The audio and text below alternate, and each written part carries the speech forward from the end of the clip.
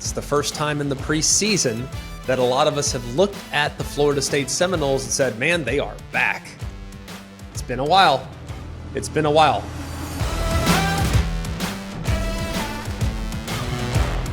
That's right. I think they're back. I'm a believer in the Seminoles this year. I'll explain why here in just a minute. Welcome to Always College Football. Today is the Wednesday, July 26th edition of Always College Football, approaching our 200th show. So an exciting time here for us between Mark, Jake, Jack, me. We're very excited to be able to come to you each and every week with college football conversation. We got a fun show for you today. We're going to go through Ohio State. We're going to go through Michigan. We're going to go through Clemson. And we're going to go through Florida State. Two teams in both the Big Ten and the ACC that everybody seems to think are going to determine the champion in those respective leagues. Now, Penn State will get to you guys. I promise we will get to you. We see what's going on in Happy Valley. We're excited about the momentum that was created off last year's team as well. But today we're going to focus on Ohio State, Michigan. Then in the ACC, we're going to focus on the two teams at the top, Clemson and Florida State. Also want to address what's going on with Jim Harbaugh. 4-game suspension right now that's been floated by the NCAA. How will that impact the Michigan Wolverines? Will it have an impact on the Michigan Wolverines? And we'll answer some of your questions, including one about SMU that I didn't see coming. Should be pretty exciting. We'll also talk about Brent Venables and his approach to offseason number 2. Also, I want to continue to encourage all of you, and we have so appreciated all of you guys just making the rounds and doing some amazing things for us and helping us kind of continue to grow the show. Our goal is to continue to grow. We're going to try to put out the best content we can every single week. And the only way that we can grow is if you guys will take a couple minutes, go out, please leave us a rating on the podcast, wherever you get your podcast. Doesn't matter where it's at. If it's Apple, Spotify, doesn't matter where you get your podcast, leave us a rating. And if you could, leave us a review as well. Lindsey Scott left us an amazing review the other day. We so appreciate it, Lindsey, especially when you said you're putting your plugs in and you're going to go on a run or whatever it was. We appreciate T. Porter for leaving us a review. We appreciate all of you. Cole from Austin, Yahtzee, we hit you guys the other day. We appreciate that. Viral 1035. Thank you guys so much for taking the time that you've taken to leave us a really comprehensive review. It helps us out immensely. I cannot explain how much it helps. And we know that we read them. We will continue to take them to heart, and we will continue to press on and making the program as best as we possibly can for our listeners. So without much further ado, let's dive in. We got some over-under win totals and what's going on at Michigan with Jim Harbaugh's 4-game suspension. Jim Harbaugh is on the cusp of receiving a 4-game suspension from the NCAA. Now, this stems from an event that occurred just, a while back. It's not, to me, I don't think it's the end of the world. Here's exactly what the NCAA is really troubled by, though, is that he misled the NCAA and was, according to them, untruthful as they tried to dig to the bottom of the level 2 violations that have been basically pushed upon the program. Now, you're probably asking yourself, well, who does Michigan play in the first 4 games? If in fact Jim Harbaugh is suspended, are there any losable games? I'll tell you this, the answer is none of the games are losable. You have East Carolina, UNLV, and Bowling Green, all 3 of which should be comfortable wins for the Wolverines. Then you bring in a 4-8 Rutgers team from a year ago to kick off the Big Ten schedule. Ultimately, this 4-game suspension will not have any impact whatsoever on the Michigan Wolverines. Is it appropriate? I don't know. I don't know what he said or what he didn't say. All I know is that the NCAA believes that he was lying. Jim Harbaugh has dug in. Now they're trying to negotiate a truce on the matter. Here's where I think it could impact the college football world. Although I don't think it's going to impact Michigan, I do think it could have an impact on some of the other coaches on the staff.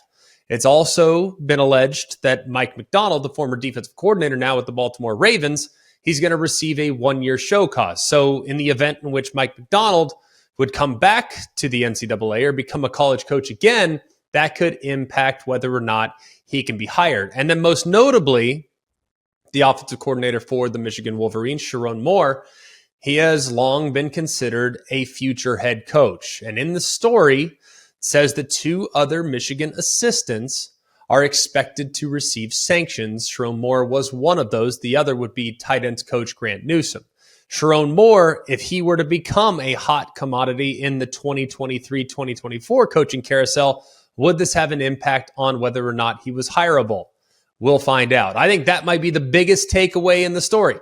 Look, Harbaugh made a mistake. Harbaugh didn't tell the truth. Whatever it is, it doesn't really matter. Michigan's still going to be a heavy favorite against every single team that they are playing in the first 4 weeks of the season. Could it have a long-term impact on the chemistry of the team that has high expectations? Perhaps. We saw Ohio State when Urban Meyer was suspended for the first 3 games of the season back in 2017. They were really up and down defensively, but I don't think that was a direct result of the suspension. I think it had more to do with their personnel on defense and their inability to stay sound. But that's a conversation that I would push to the side. Michigan's going to be just fine. It won't affect them. But I am disappointed that Sharon Moore has been dragged into this because I do believe he's a future star in the profession and could very easily become a head coach in the 2024 season. But if these things lead to a potential show cause for him, that might make hiring him very challenging. Speaking of the Michigan Wolverines, let's go through some over-under win totals, shall we? Is this Michigan's best team in the Jim Harbaugh era? That's the big question that everybody continues to ask themselves, and I continue to ask myself when thinking about what they're coming off of. We're talking about the sport's winningest program. Nobody's won more games in Michigan, but they just posted their first consecutive 12-win season. They just hit the 13-win plateau for the very first time. So really a lot of momentum created off last year's team. And you take into account, too, that 10 of their wins were by 21 points or more. This was a dominant program last year, and it doesn't right now feel like anything's going to slow them down. When you think about what they were offensively, they're a team that wants to churn you out. In the second half of football games, they are going to wear you down to a point in which it's going to be almost impossible for you to keep up. They led the nation in yards per carry in the second half. They also outscored Big Ten opponents 217 to 57 on average over the course of their entire season. That's 22 to 6 after halftime. So you think about this is a team that gets better as the game goes along, and what better example of that was their performance against Ohio State in the second half. Now, the big question, the big question as it relates to Michigan, can J.J. McCarthy takes the next step? You know I feel very bullish about that likelihood. This was a guy last year that was rotating with Cade McNamara in the spring and the summer and in fall camp and in the regular season. They each started a game. It was McCarthy's show from there on out, and he got a little better as the season went along. The running back tandem, we don't need to spend a lot of time on that. You know that's a strength. How about the wide receivers? Yeah, you got to replace your top receiver. You got to replace Ronnie Bell and like Luke Schoonmaker. I understand that's not going to be easy to do, but think about some of the pieces that they've added. A lot of people buzzing about Tyler Morris. A lot of people love what Cornelius Johnson did down the stretch last year, and Roman Wilson as well. I also am not ever going to be concerned about what Michigan has at the tight end spot. Yeah, you lose a guy to Iowa, so be it. In comes guys that will likely be able to fill that void, like Colston Loveland, and then A.J. Barner, who's another option at tight end as well. Offensive line, maybe the biggest question mark coming into the season. And then you look a little bit deeper and you realize this group, even though they lose arguably the best center in the country last year in Olo Oluwatimi, they bring back 151 starts at the FBS level. I don't know how that's possible, but we're talking about a group that is insanely experienced, insanely. When you think about the Stanford transfers that they brought in and Drake Nugent, Miles Hinton, you bring about Ladarius Henderson from Arizona State. I mean, these are guys that have established themselves as top-line players at their positions.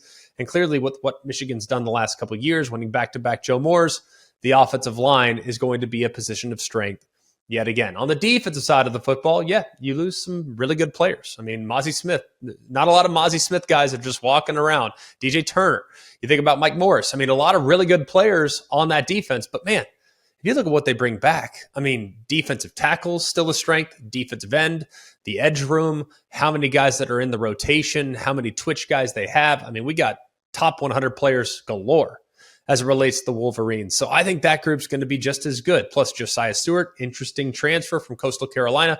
I got to keep an eye on there as well. You know the linebackers are going to be rock solid. They were last year with Colson and obviously Barrett. Those guys are going to continue to be a strength. And then the back end, Sainer Still and Will Johnson, one of the best tandems in the country at corner. And you have some solid players at the safety spot as well. Very excited about this roster top to bottom. Now let's go through it. Now their total wins, 10.5. A lot of people salivating at the opportunity. We'll talk about Ohio State in a minute. How about Michigan? Now, we got to find 2 losses for them to hit the under, right? That's our game. If you're in the middle, we'll find losses or wins based on where you're at. You're closer to the 3.5 win plateau. We got to find you 4 wins. You're closer to the 12 win plateau. We got to find you losses. Let's find the losses. All right. East Carolina, UNLV, Bowling Green, and Rutgers. Do I need to spend a lot of time? They're all at home. None should be a significant issue for the Wolverines. And you go to Nebraska. Interesting game. We know what that game was like a couple years ago. That's an interesting game and one that should not be taken lightly. But I'm not as worried about that one. The one the following week is the one that I would circle. Even though I'm not convinced that Minnesota is going to be able to out Michigan, still one that will be very difficult. Back-to-back road games at Nebraska, at Minnesota. Do not take either of those 2 teams lightly because both teams I expect to be improved, believe it or not, here in 2023.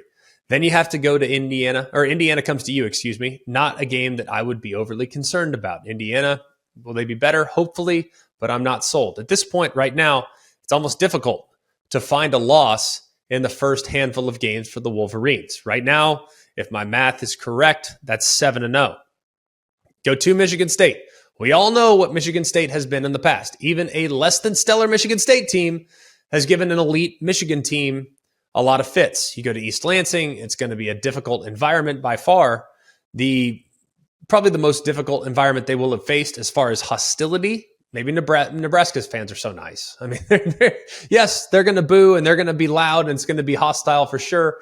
I'm not sure it will be quite what you would expect from Michigan State fans. I think they get that one. I think Michigan State, we've talked about them. I'm not sold on the turnover that's coming this year, even though Mel Tucker is. I'm in see it to believe it mode with Sparty, so I am not willing to go down that rabbit hole. Purdue, year 1, new coach. I don't think they have what it takes to go into the big house and get it done. You go to Penn State, to Maryland, and Ohio State comes to you in the final 3 games of the season. Here is where we separate the men from the boys. Not with the road trip to Penn State. They'll be up for that one. They will be prepared. They ran through them like a hot knife through butter last year. Penn State's going to be better than I think they were last year, given all the young players that played pivotal roles. Depends a lot on Drew Aller. Can he be the guy at quarterback that can elevate that offense to balance out that rushing attack? Defensively, they should be really solid. But, man, this is one of those toss-ups, okay? It's one of those toss-ups at the moment. Here's the most dangerous game on the schedule. I'm not saying at Penn State. We know that's a dangerous game. I don't have to tell you that. But we noticed this last year with Ohio State.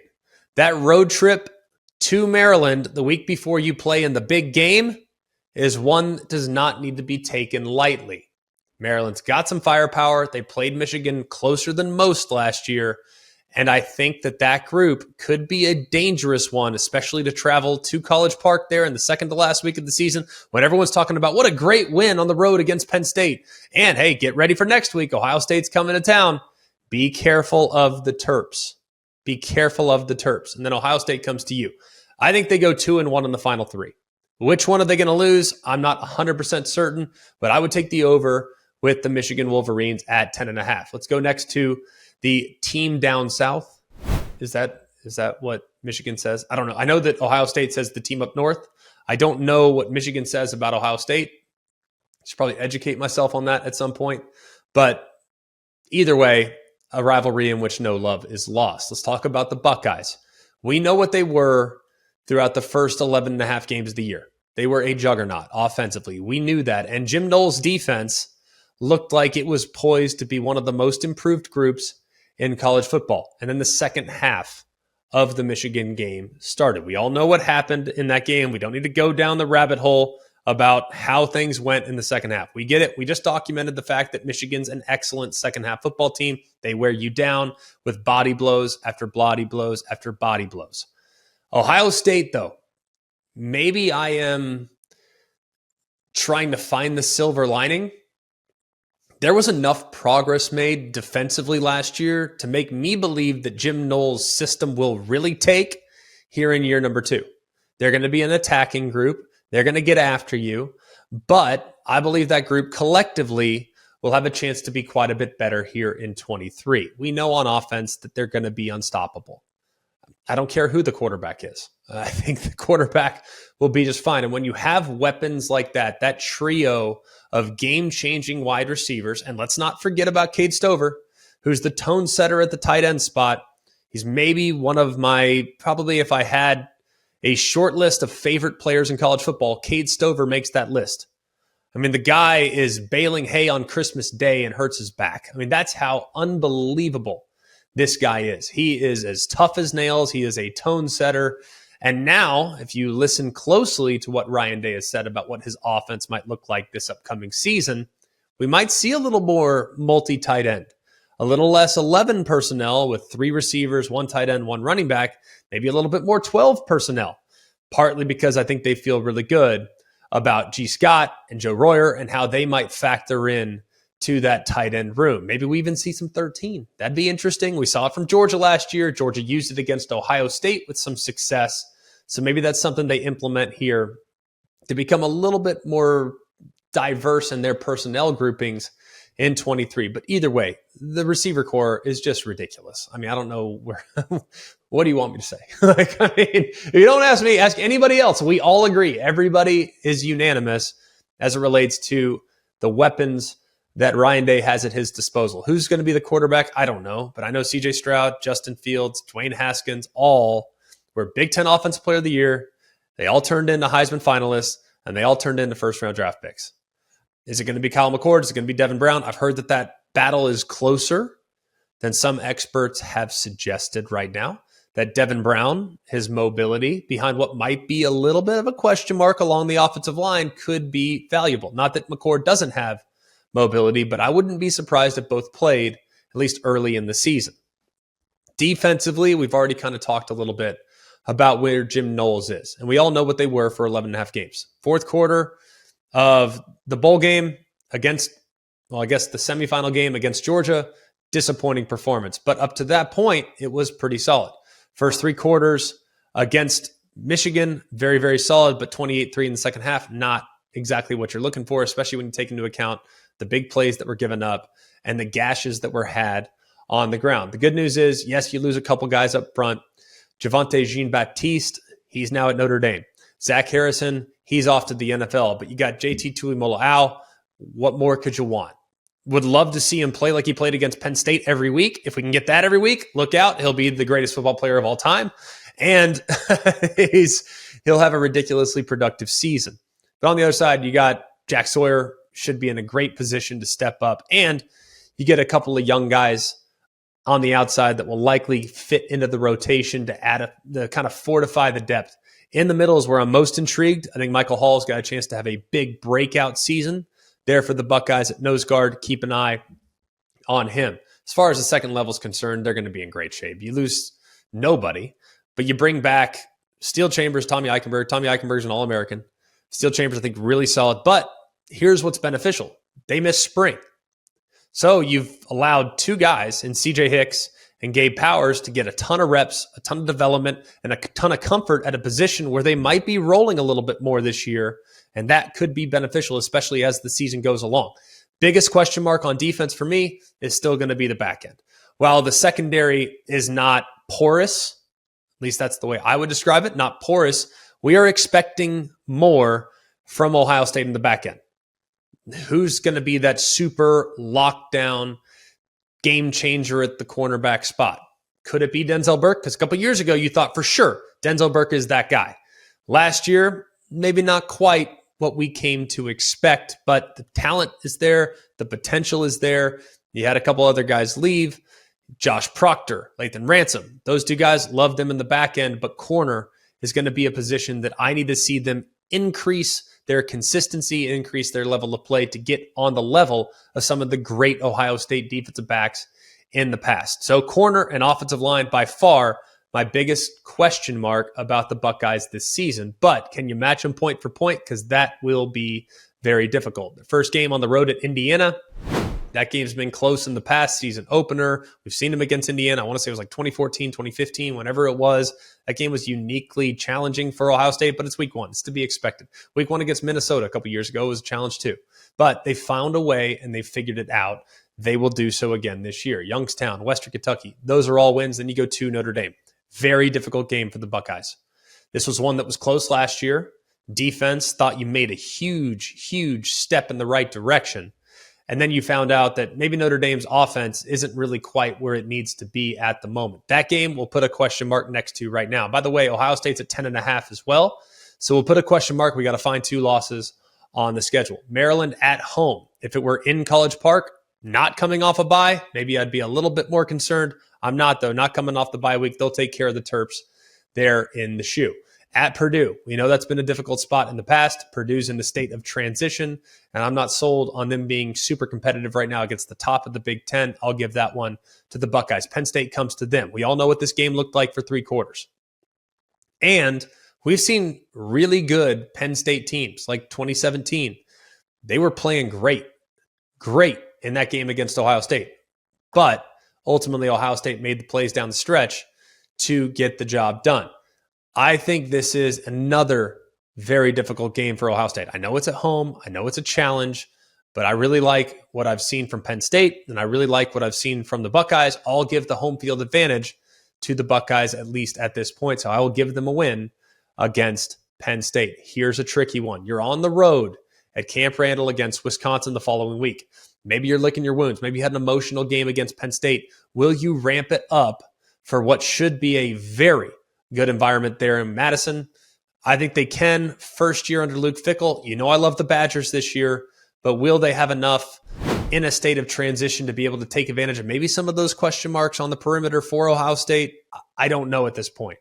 I like Ohio State in the game, but I still think that's a tricky one to kind of gauge. Probably one of the tougher games on Ohio State's schedule that nobody's really talking about. You go to Rutgers, feel good about that matchup. You have Michigan State at your place, feel good about that matchup. You also have Minnesota at your place, feel good about that matchup. But that game we're on the road, be careful, especially knowing what's coming the following week. But it's at home in the shoe. They should be in good shape on senior day. And then finally, you go to the Big House, where I've already made my preseason prognostications about where Ohio State, where Michigan might be. I lean Michigan right now at this point because I've seen the last 2 games played between Ohio State and Michigan. Right now, Michigan has the recipe. If they played on a neutral site 100 times, maybe they each win 50. But knowing that game's played in the Big House, I'm leaning in favor of the Michigan Wolverines. The toss-up games on the schedule for me, at Notre Dame, at Wisconsin, at Michigan. I think they split, at worst, Notre Dame and Wisconsin. I think they split at worst. I think they'll definitely get one of the 2. Will they get both? That's to be determined. Then you have the road trip to Michigan at the end of the year. If you told me, Greg, you have to pick an over or an under, personally, my recommendation to you would be to stay away. But if you had to pick over or under, I would take the under with the Buckeyes at 10-2. It's going to be very close. Period of transition. If the offensive line gels in the first month of the season, I reserve the right to change my mind at the moment. We all know about the speed of sound, but have you ever thought about the sounds of speeding? If you drive over the speed limit, there are lots of different sounds that you might hear. Drive too fast and you could hear the sound of your vehicle crashing, the sound of ambulances and first responders desperately trying to free you from the wreckage. You could hear the beeps of a heart monitor. You could hear doctors and nurses in an emergency room as you're being treated for your injuries. You could hear the sound of a worried family member in a hospital waiting room, hoping that you're okay. You could even hear the sound of people crying at a funeral. Because if you drive over the speed limit, whether by a lot or by a little, you can do damage that's beyond repair. You could seriously injure yourself, or worse, you could hurt and even kill someone else. When you speed, you put everyone on the road in danger. One way or another, speed catches up with you. Paid for by NHTSA. Moving on to the ACC, we just did the 2 biggest bell cows in the Big Ten. Let's do the 2 biggest bell cows in the ACC. And by the way, it's the first time in the preseason that a lot of us have looked at the Florida State Seminoles and said, man, they are back. It's been a while. It's been a while.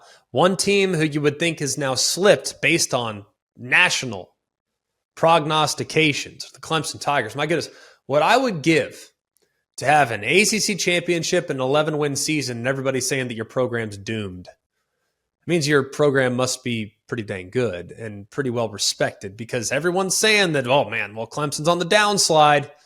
I'm not going to get in line with that type of thinking. Granted, yes, last year left something to be desired. The offense struggled.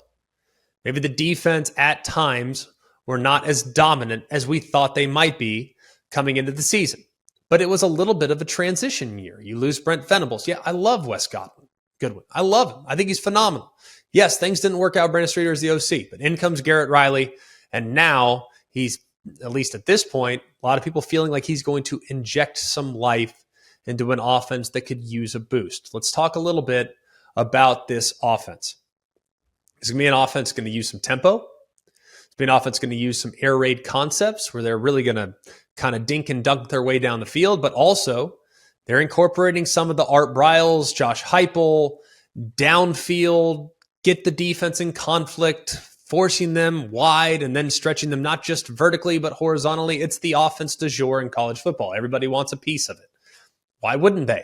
Look what TCU did last year with personnel that many people would view as maybe not quite to what you would come to expect from a college football playoff team. I don't agree with that because I think TCU's roster last year was pretty dang loaded. People don't like to acknowledge that. I know their blue chip ranking wasn't what some other places were, but if you look at how they littered the draft, they clearly had some good players on that roster. But when you think about this offensive shift, I think it's really a smart move from Dabo Swinney. I think it's a good move to go in this direction. It's an offense that's difficult to defend, but I will say this. It is also an offense that at times has made life difficult for their defense because of some of the tempo that they incorporate. Let's talk about the quarterback situation. You look at Cade Klubnik, came off the bench a couple times, looked phenomenal. All right, comes off the bench against Syracuse. Now, people will say he was the savior that day. There were a couple of miscues that Syracuse had, late hits, personal fouls that extended drives. Ultimately, though, he was the one that kind of shifted the morale on the sideline to get things going in the right direction. And there was no better example of how he played when looking beyond the ACC championship game. Go watch that game. Go look at how he performed in that game with the downfield throws. I think he obviously caught North Carolina a little off guard, but then again, it was North Carolina. North Carolina, at this point, with all due respect to my dear friend Gene Chizik and my dear friend Mac Brown, that was not exactly a defense that I was too concerned about. You're going to get gashed. They got gashed a lot. Now it's really going to be about Cade Klubnik being able to do so against the top teams in college football. Did not look great in the bowl game against Tennessee, partly, though, because the offense stalled a little bit in the red zone, so it was more situational football than it was their inability to move the football. I think he's going to be good in this offense. It's a good fit for him. He's scrappy, and he comes from Texas, so he has a good understanding of what this offense is like. Want to know why? Because every team in the state of Texas, for the most part, runs an offense that is somewhat similar to this. Why? Because I was a Texas high school quarterback. And by the way, Cade Klubnik's high school coach was my high school coach, Todd Dodge. So I know this kid has a lot of ability, and I think he's going to do a great job within the system. I still think the offense needs to center around Will Shipley. Every single time he touches the football is a benefit for Clemson. Now, the offensive line, I know some people would maybe push back on this. I have never viewed Clemson's offensive line as a group that is going to maul you. They're a group that's solid, and they are not necessarily a liability. They've been that way even in the Deshaun Watson, Trevor Lawrence era. They're solid. They know how to coach around the offensive line, and elite quarterback play has made that offensive line better. I would never say that that's a group that's going to nonstop litter the NFL draft. That's okay. You don't have to have that. They just can't be a liability. I don't think they will be, especially on the interior.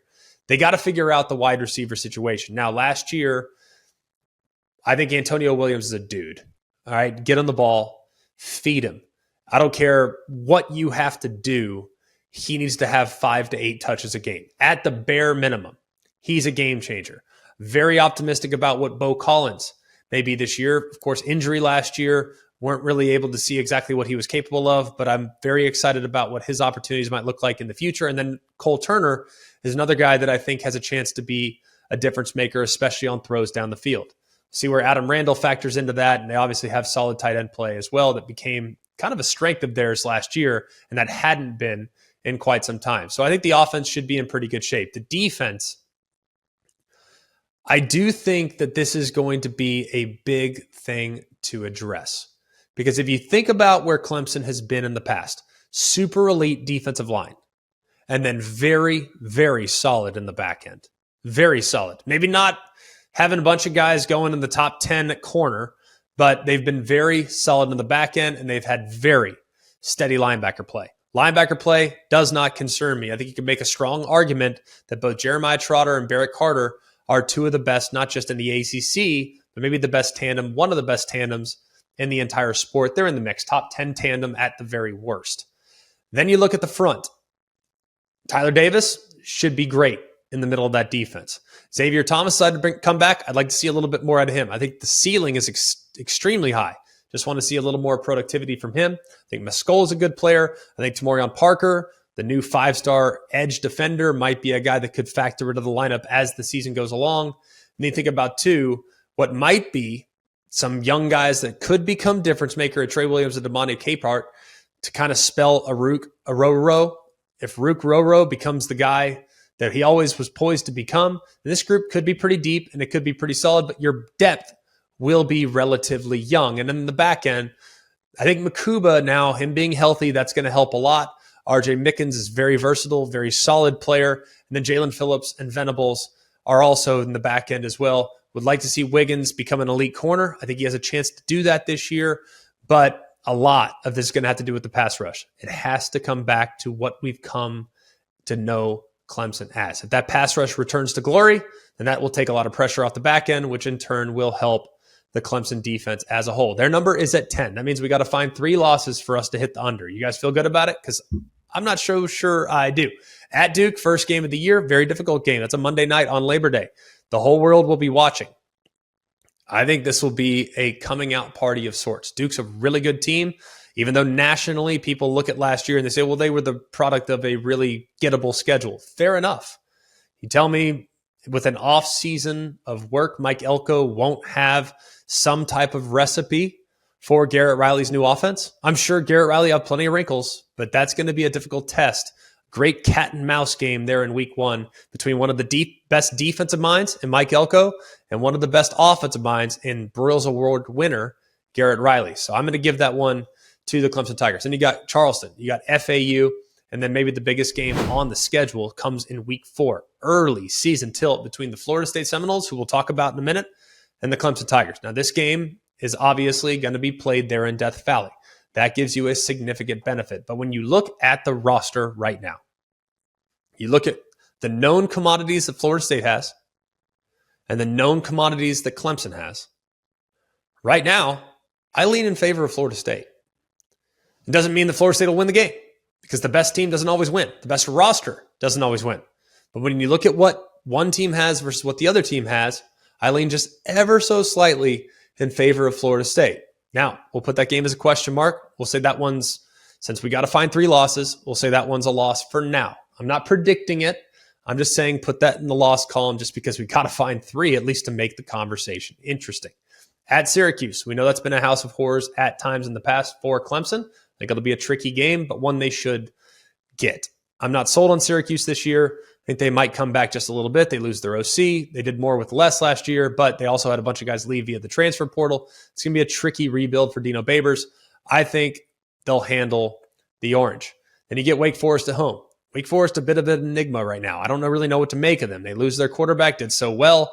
They still have good quarterback play, I think, returning. They also have good weapons on the perimeter defensively. I think they lost a couple pieces that were beneficial to them. I'm going to give this one to Clemson. It's at home. They should take care of business. Then you get the bye week. Be careful with that Wake Forest game, though. Be careful with that Wake Forest game. That bye week lurking, especially on the heels of what's been a little bit of a grind there for a 2 or 3 week span. I think that's a tricky one. At Miami, big game. Big game, but right now I like where Clemson's at more so than where I like where Miami's at. I'm going to give that one to the Clemson Tigers. Be careful there, though. Be careful. I think Miami's a dangerous team, but coming off a bye, I think you'll have a centered and focused Clemson team. I think they'll play well down there in South Florida. At NC State, another tricky game. NC State lost an awful lot on defense. They lost a lot on defense, so I'm going to give this one, even though it's right there in Raleigh, I'm going to give this one to the Clemson Tigers. Another difficult road game. I think they get the job done. 3 out of the last 4 games on the road for Clemson. It's a tough stretch there. And then you get into the meat of the schedule. Notre Dame at home, very tough game. We know how that game went last year. Something tells me that one's been circled for the Clemson Tigers the last couple months, maybe the last 8, maybe the last 9. If you go back to when that game was played last year, Clemson played terrible in that game. And Notre Dame took it to them. They challenged their physicality, and Clemson could not rise to the occasion. This one is a tricky one. We'll put this one in the question mark column right now as well. So now we have 2 in the question mark column. That's Florida State, and we have Notre Dame. Georgia Tech is a game I think they should win. Georgia Tech, great job rallying down the stretch last year, but roster-wise, not quite where they need to be to challenge a team like Clemson today, a focused Clemson team. Now, if Clemson comes out and lays an egg, could definitely happen. I don't envision it happening, not at this point. North Carolina, this was a game that was not competitive last year. And I don't know about North Carolina being as good as they were a year ago. Hopefully better on defense. Offensively, will they regress just a tad, lose their OC, lose a couple great weapons on the perimeter? I think they could come back to earth just a hair. I'm going to give this one to the Clemson Tigers. And then finally, on the road at South Carolina. Last year was an amazing performance by South Carolina from a special team standpoint, but I think the offense was really problematic for Clemson in this game last year. I think Clemson has a deeper roster. I think Clemson has all the makings of being able to handle what should be I think it's a difficult schedule. A lot of people look at the ACC saying, oh, no, it's not that hard. No, I think it's a difficult schedule. I really believe that. You go on the road to South Carolina, you know you're going to get their best shot. They're going to get your best shot. And right now, I think Clemson's best is a little bit better than South Carolina's best. But depending on what Spencer Rattler looks like in a new offense. But either way, I'm going to give this one to the Tigers. Right now, I have them with 10 wins, 2 question marks. Let's say we split the question marks. I would take the over as it relates to the Clemson Tigers. Let's move next to their biggest test in the ACC. You guys know I love Florida State this year. Saw with my own eyes, have seen the development over the last couple of years, have called their season opener in each of the last 4 seasons. I have seen Florida State up close, and I have seen the progress that's been made under Mike Norvell. Last year was an amazing performance, and you think about how many games they had on their racket they just couldn't close. NC State, a good example. You get a conversion or two. Offensively, you get off the field a couple times. Defensively against Wake Forest, that's a completely different game. You don't have a terrible 6-7 minute stretch against Clemson. Maybe the outcome's different there. So I think this game and this team, Florida State, is coiled. They are ready to spring, man. I think the playoff is definitely within reach. But of course, it's going to come down to going to Death Valley, which we'll talk about here in just a minute. When you have 3 losses that come by a combined 18 points, tells you that things are trending in the right direction. Now, they had a couple close calls that they won as well, but either way, man, this is a great, great, great spot to start. Think about how they've handled the portal the last couple of years. 8 all ACC players on the roster last year. 7 of those ACC players, all ACC players, were transfers. Pretty dang impressive. Jordan Travis is the star of the show. I think he's the second best quarterback in the ACC behind Drake May, which is high praise. I love Drake May. But Jordan Travis, with how he progressed last year, it'd be hard to envision him having a season that would even regress whatsoever. I think he's only going to get better. I think his best football is in front of him, his comfort level within the offense, his rapport and chemistry that was developed with the wide receivers. There is nothing this young man can't do on the football field. And I'm really a believer in his Heisman candidacy. He gets a couple of big signature wins. I would not be surprised to see him in New York at season's end. The best running back in college football that nobody talks about is Trey Benson. Yes, some people talk about him. But nationally, he deserves more recognition. That guy is a monster. I think he is so powerful. And to be a power back with that type of side-to-side agility is a really rare combination. And remember, this guy's only a couple years removed from a constructive, like a totally reconstructed knee. This guy's special. He runs with power. He runs with aggression. He finishes runs, and he's great. He has great acceleration through the hole. I think he's so much like Dalvin Cook. It's unbelievable. I think he's just a really gifted young man.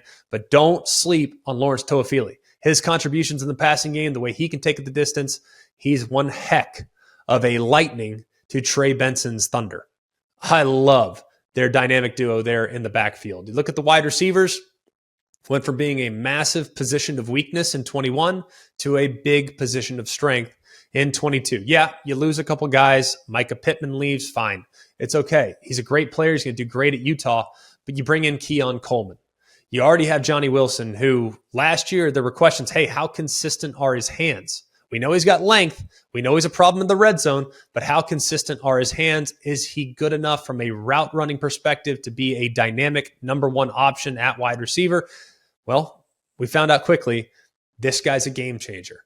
And his best might be yet to come now that he's had an offseason full of confidence and an offseason to work with his starting quarterback. Think the sky's the limit for what he might be this year. Winston Reich's back in the slot. You got Darian Williamson, who flashed a little bit earlier in the season, and you have a couple of great additions. Like I referenced, Keon Coleman and Hakeem Williams, a five-star guy coming up from Fort Lauderdale, one of the highest recruits in the country at the wide receiver spot.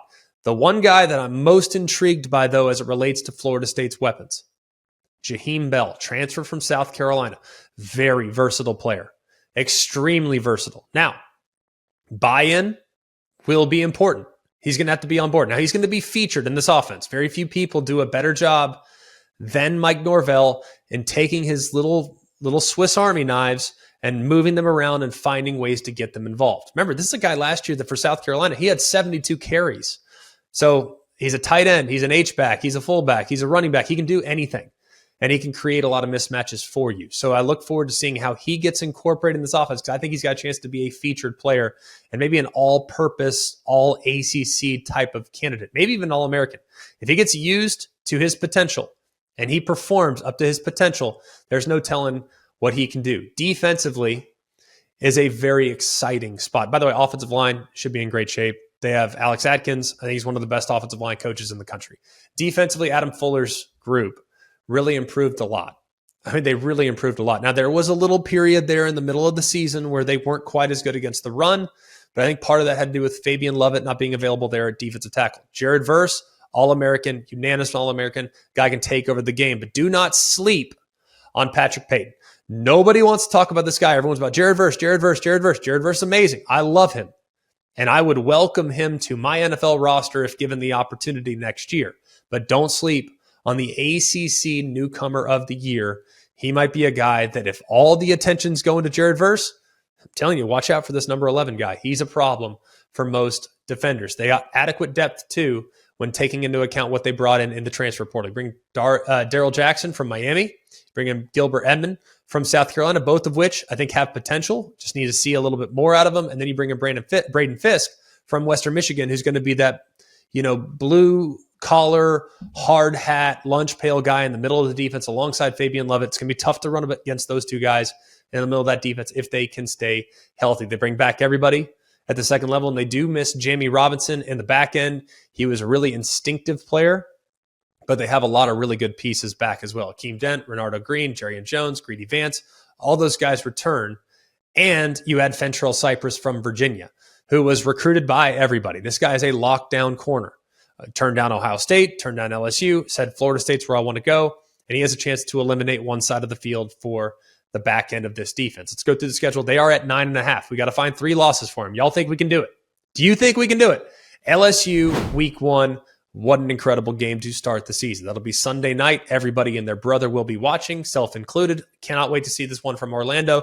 Let's put that one in the question mark category for right now. Southern Miss at home should be a win. At Boston College should be a win. All due respect to Jeff Hafley and co. I don't think they are ready for what they're going to get from the Seminoles this year. Then you go to Clemson. We've talked about that one. I put it in the question mark column for the Clemson Tigers. I'll put it in the question mark column for the Florida State Seminoles as well. Then you get your bye week, much needed, after a start that includes 2 teams that would be in my top 10, top 12 in the preseason. Virginia Tech, not sure they're quite ready yet. They're in the Doak. I like the Noles there. Syracuse, at home. Love the Noles there. Duke, at home. Love the Noles there. At Wake Forest. Now, this has been an offense that has given Florida State a lot of fits the last couple years. Have they figured them out? We will find out. I think Wake Forest is going to take a little bit of a step back. So I like the Noles to take care of business on the road in Winston-Salem. Then you go to Pitt. Very difficult game. Probably one of the toughest games that nobody's really going to talk about. We've seen Pitt spoil seasons so many different times in the past. So this would be one that I'll put in the question mark column at the moment. You got North Florida after that, and Miami. Miami, is right after Pitt, and then you have North Florida. I think Miami, you look at how that game went last year, it was a one-sided affair. Miami will be more competitive, but I don't think they're quite to the point in which they can really challenge the Seminoles, especially on the road. I like the Seminoles there. I obviously like them against North Alabama. And then finally, you go to the Swamp to take on the Gators. We all know that I'm a believer in the Gators down the road. I just don't believe in them here in 23. I think they get that win, but I expect that game to be closer. That's a proud Florida team. They'll play hard in that game. I just don't think the gap is closable just yet based on where those two teams are at right now. So we have 3 in the question mark column. LSU, Clemson, Pitt. I think at worst, you get a split between Clemson and Pitt. I'm going to give you Pitt. If you want me to be completely honest, I'm going to give it to you. I think it's a tough game, but I'm not sold on Phil Jurkovec. I think they'll be solid, but I'm not sold on Pitt this year. I think they'll be solid, difficult game, difficult place to play. Could be in line for maybe a little bit of a letdown. I think they get that one. Let's say they lose the Clemson game. Let's say they lose the LSU game. You're still 10-2. And an opportunity to win the ACC if things play out the way they play out. So I'm taking the over with the Florida State Seminoles because I look at the schedule, man. I think things are really set up well for them. But getting off to a great start and having a terrific September is at the highest priority. As always, we so appreciate all of you sending questions into our mailbag. alwayscollegefootball@gmail.com. We really appreciate y'all's input. We want this show to feel like yours. So if you have a question that's on your mind, I don't care what it's about. And we've gotten questions from the United Kingdom. We've gotten questions from all over the world, to be honest with you. So if your question's about, where Northern Illinois is going to finish in the MAC, we'll answer that. We'll entertain that question. You just send it in. You tell us what you want to talk about, and we will hit it. Cougs, where are we going today? All right, first one is from me. Where's Northern Illinois going to finish in the MAC? First, why not? First question comes from Daniel in Boulder, Colorado. The American just had several of their best teams leave for the Big 12. SMU will possibly jump to the Pac-12 in future years. Is 2024 SMU's best chance to make the college football playoffs? Historically, a G5 team needs a couple of seasons to prove the committee they are worthy. Is there a chance for SMU to have a breakout season this year and then make a playoff run in 2024 with 12 teams? You've used the word historically, which I think is an important word that we need to focus on when it comes to the question about SMU or Tulane or any of the non-autonomous 5 conference champions. Because historically, we've operated in a 2, a 1, a vote after the season. Those are the way we crown national champions. Then in 2014, we implemented the 4-team playoff, but there were no automatic qualifiers. But in 2024, we're moving into an era in which there's the autonomous 5. The winners of those 5 leagues will get invited into the playoff. And you get that non-autonomous 5, the group of 5 team, if you will, that wins their league and will also get into the college football playoff. So the answer to your question, Daniel, is yes. 2024 is the best chance that SMU, Tulane, Temple, East Carolina, UAB, any team that has ever not been in the SEC, the Big 12, the Pac-12, the Big 10, the ACC, any team that's not in the biggest leagues, they are going to have the best chance they've ever had to make the college football playoff. And to be honest with you, nothing that you've done leading up to now or next year is going to impact how your team is evaluated. Because all you got to do is take care of business that season and be the highest ranked group of 5 or non-autonomous 5 team, and you'll be in the playoff automatically. So I actually disagree with this. That's what they need to create momentum this year in order to get a great shot next year. They need to have the perception changed about what they need to be by playing well this year, and then ultimately they'll have some momentum, and maybe that'll help them out down the road. I disagree with that completely. UTSA, they could go 12-0 this year, 13-0 in the American. Could happen. I don't think it's likely, but it could happen. And guess what? They still will be at the mercy of what happens in the Power 5. But next year, UTSA goes 12-0, 13-0. It won't matter because they're automatically in. So I think SMU's in a great spot in the long term. They have tremendous resources. They're very committed to NIL. They're in a talent-rich part of the country. They've done a great job of taking advantage of transfer portal players like so many other teams. Guys from Dallas go elsewhere for their initial college stop. I'm homesick. I want to go home. I'll go play in Dallas. They've embraced Dallas. They've embraced the big D on the side of their logo, and this is a place that has won championships in the past. And people say, well, did they really win championships? Did they buy championships? Fine. I don't care. It doesn't matter. They have a history that few teams at that level, non-autonomous 5, have. So I think they're in great position moving forward. And like all teams, all 66 of them, however many there are, all those teams are in a great spot to control their own destiny moving forward, starting with the expansion to a 12-team league, 12-team playoff, excuse me. That would be the ultimate comeback story. 30 years later, SMU makes the first 12-team playoff after having to shut down the program. It'd be amazing. I'm rooting for it. Hope it happens. Next question comes from Tavi in Mississippi. Coach Venables has somewhat been brass about his comments about other coaches like Coach Mario and Coach Prime, but isn't that going to put pressure on him in the long run if he does not win? He did walk into a much better situation than Prime, and he's going to the SEC soon. Are you surprised by how much chatter he has created after going 6-7? Here's my question. Did he actually walk into a better situation? Because I don't agree with that. I actually thought he walked into a more difficult situation than what Deion is inheriting in Boulder, Colorado. And it's not based on the roster.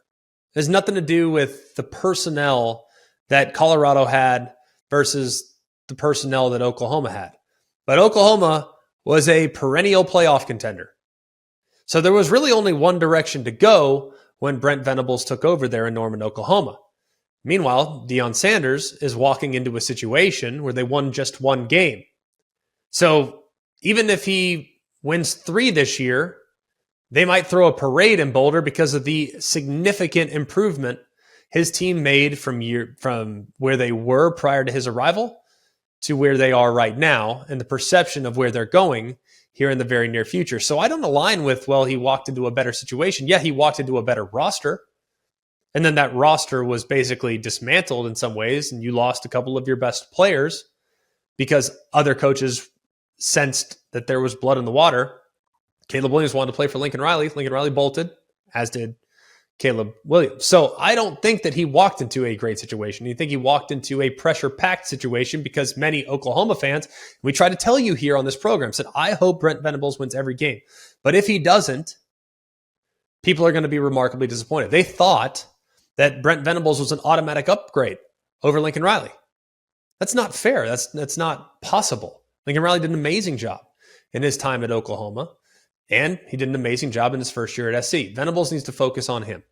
And while, yes, there's going to be some shade, I think he's probably frustrated with the amount of attention that Deion Sanders has received at Colorado and the amount of attention that Mario Cristobal, both all publicity is good publicity, according to some people. I don't necessarily align with that level of thinking, but some people believe that to be true.